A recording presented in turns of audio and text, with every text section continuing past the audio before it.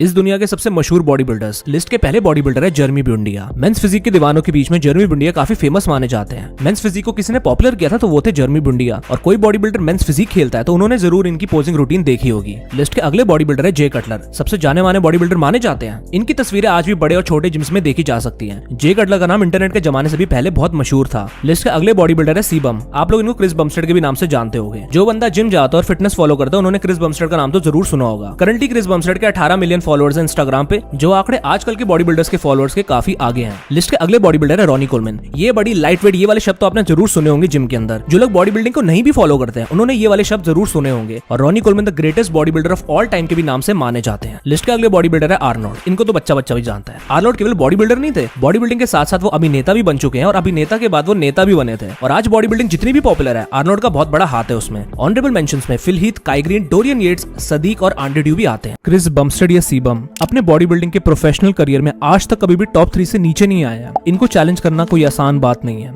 आज मैं बात करने वाला हूँ कि किन बॉडी बिल्डर्स ने सीबम को चैलेंज किया। और इस लिस्ट के आखिरी बॉडी बिल्डर ने सीबम को केवल चैलेंज नहीं किया बट उनके अंदर आग लगा दी जीतने के लिए। लिस्ट के पहले बॉडी बिल्डर है Ramon Dino. Brazilian body builder Ramon Rocha Queiroz इनका असली नाम है। इनके बड़े इंसेन फोरआर्म्स और इनका बॉडी स्ट्रक्चर इनकी सम ऑफ द हाइलाइट्स है फिजिक की। भले स्टेज के बाहर रेमोन और सीबम दोस्त बने रहते हैं, लेकिन जब बात आती है स्टेज की तो इन दोनों के फैंस के बीच में जंग छिड़ जाती है। लिस्ट के अगले बॉडी बिल्डर है टेरेंस रफिन। रफ डीजल हालांकि हाइट में सीबम से काफी छोटे हैं, लेकिन इनकी सिमेट्री और पोजिंग दिल जीत जाती है। लिस्ट के आखिरी बॉडी बिल्डर है ब्रियन एंसली। जैसे ओपन बॉडी बिल्डिंग में रॉनी कोलमैन और जे कटलर, फिल हीथ और काई ग्रीन, वैसे ही क्लासिक फिजिक में जो राइवलरी मशहूर हुई थी वो थी ब्रियन और सीबम के बीच में। और एक वक्त पर इन दोनों के बीच में बात इतनी आगे बढ़ गई थी कि स्टेज पे एक दूसरे को कोनी मारा करते थे और आगे आते थे एक दूसरे के, और यहाँ तक कि प्रेस कॉन्फ्रेंस में भी एक दूसरे का मजाक बनाते थे। तो ब्रियन वो बॉडी बिल्डर है जिसने सीबम को ओलंपिया जीतने पे क्रिस बमस्टेड यानी सीबम अपने बॉडी बिल्डिंग करियर के लिए कितने डेडिकेटेड है ये 2018 के क्लासिक फिजिक मिस्टर ओलंपिया से पता चलता है। क्योंकि 2018 में सीबम को मिस्टर ओलंपिया कंपटीशन के 4 हफ्तों पहले किडनी में होने वाली प्रॉब्लम की वजह से 3-4 दिनों तक हॉस्पिटल में एडमिट करना पड़ा,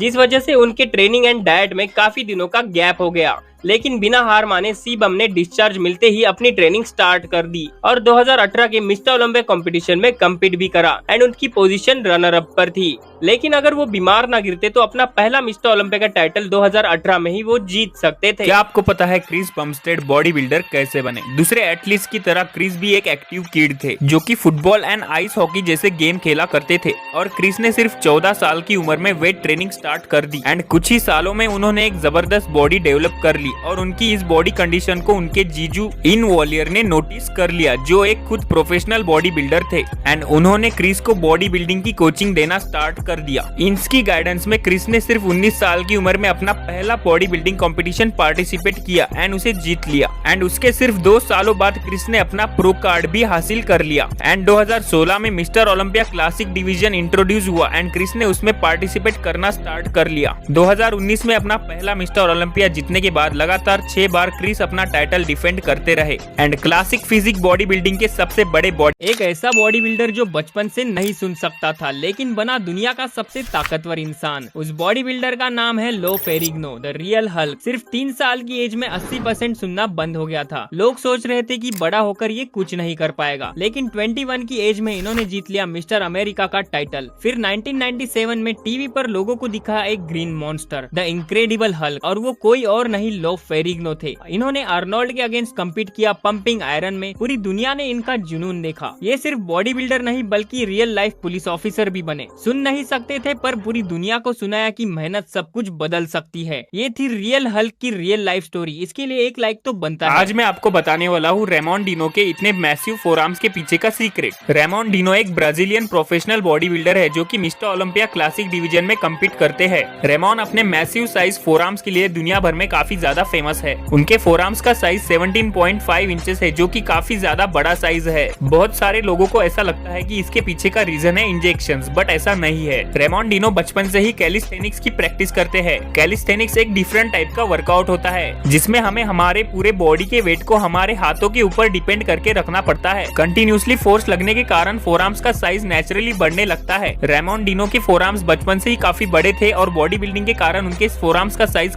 एक ऐसा बॉडी बिल्डर जिसने द लेजेंड रॉनी कॉलमैन के गोल्डन इरा में मिस्टर ओलंपिया का टाइटल अपने नाम किया था। उस लेजेंडरी बॉडी बिल्डर का नाम है जेक कटलर। जेक कटलर को रॉनी ने लगातार 4 बार हराया था, फिर भी जे ने कभी हार नहीं मानी। खुद की बॉडी के ऊपर इतनी ज्यादा मेहनत करी कि फाइनली 2006 में उन्होंने रॉनी को हराकर अपना पहला मिस्टर ओलंपिया का टाइटल अपने नाम किया। लेकिन इस जीत के बाद भी जे कटलर खुश नहीं थे, क्योंकि उनका मानना था कि उस टाइम रॉनी कॉलमैन अपनी बेस्ट कंडीशन में नहीं थे। क्या कहोगे इस लेजेंडरी बॉडी बिल्डर के बारे में? इन्होंने 4 बार मिस्टर ओलंपिया का टाइटल अपने नाम किया है एंड 6 बार मिस्टर ओलंपिया में रनर अप भी रह चुके हैं। बॉडी बिल्डिंग के किंग रोनी कोलमैन ने कभी नहीं सोचा था कि मैं एक महान बॉडी बिल्डर बनूंगा।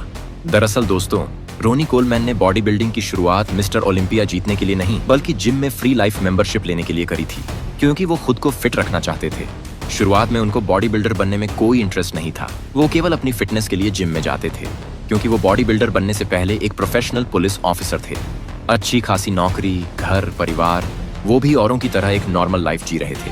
उनके एक फ्रेंड का खुद का एक जिम था और उनके दोस्त ने उनको चैलेंज दिया था कि अगर तुम बॉडी बिल्डिंग कंपटीशन जीत लेते हो तो मैं तुम्हें अपने जिम की लाइफ टाइम फ्री मेंबरशिप दे दूंगा। रोनी ने ये चैलेंज एक्सेप्ट कर लिया और बॉडी बिल्डिंग कंपटीशन को जीत लिया। उस कंपटीशन को जीतने के बाद रोनी कोलमैन को बॉडी बिल्डिंग में इंटरेस्ट आने लगा और कुछ सालों की कड़ी मेहनत के बाद मिस्टर ओलंपिया का टाइटल जीतना शुरू कर दिया और दुनिया के सबसे ज्यादा बार मिस्टर ओलंपिया का खिताब जीतने वाले बॉडी बिल्डर बन गए।